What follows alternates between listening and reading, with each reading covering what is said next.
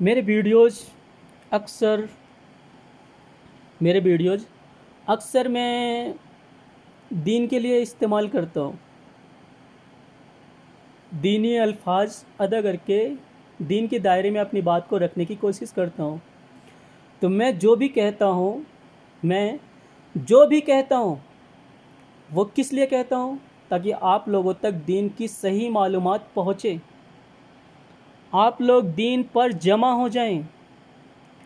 یہ social media پہ دوسروں سے گھنٹوں گھنٹوں بات کرنا، چیٹنگ کرنا، کبھی دین کی باتیں تو کبھی عیاشی کی باتیں، کبھی خباثت کی باتیں کرنا، یہ کیا ہے؟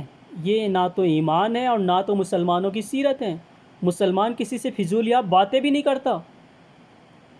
ایک مسلمان کسی دوسرے مسلمان سے فضولیاب باتیں بھی نہیں کرتا، اور اگر کرتا ہے تو وہ مکروہ ہے، سنت نہیں ہے، مکروہ ہے. فضولیاب باتوں کا کیا مطلب ہے؟ ارے فلاں ایسا ہے، فلاں ویسا ہے. ارے فلاں کی ذمہ داری تم لے رہے ہو، فلاں کی ذمہ داری تمہارے حوالے ہے. فلاں کی ذمہ داری تمہارے حوالے کب آتا ہے؟ کہ جب وہ دین کے خلاف باتیں کرے، تب آپ بتاؤ کہ وہ دین کے خلاف بات کر رہا ہے. مگر اگر وہ اپنی دنیاوی طور طریقے میں مگن ہے، اپنی دنیاوی اصولوں میں مگن ہے، تو فلاں کی ذمہ داری تمہاری ذمہ نہیں ہے. فلاں کی ذمہ داری تمہارے ذمہ کب آتی ہے معلوم ہے؟ جب دین کی مخالفت کرے کوئی، تب آپ کہہ سکتے ہیں کہ ارے یار فلاں انسان تو کفر کرتا ہے، فلاں انسان تو منافقت کی باتیں کرتا ہے. تب آپ بتائیں لوگوں کو یہ ایمان کا دائرہ ہے، یہ مکروہ نہیں ہے بلکہ ثواب ہے، اس پہ آپ کو ثواب ملتا ہے. مگر آپ کسی دوسرے کی چغل خوری کریں گے، دوسرا کوئی آپ سے چغل خوری کرے گا، تو یہ کیا ہے؟ یہ جہنمی عمل ہے. چغل خوری کرنا جہنم میں جانا ہے. اور چغل خوری کس کو کہتے ہیں معلوم ہے؟ جو بات نہ ہو یا جو تھوڑی سی بات ہو اس میں بڑھا چڑھا کر کہنا، یا کوئی اچھی بات ہو تو اس میں کمی کر دینا،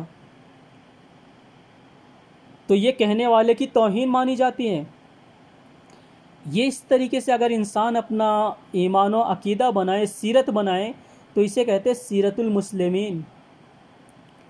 دین پر جمع ہو جاؤ، مسلمان ہو، کوئی منافق نہیں.